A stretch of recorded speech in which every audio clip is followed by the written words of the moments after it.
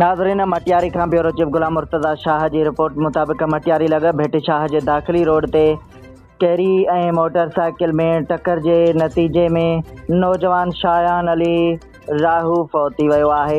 भेट शाह जे दाख़िली रोड ते मोटरसाइकिल में टक्कर जे नतीजे में नौजवान शायान अली राहू फौत थी वियो आहे।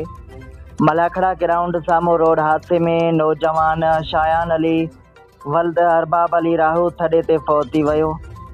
फौती नौजवान जो लाश भेट शाह सिहत मर्कज़ मुंतकिल कयो वियो।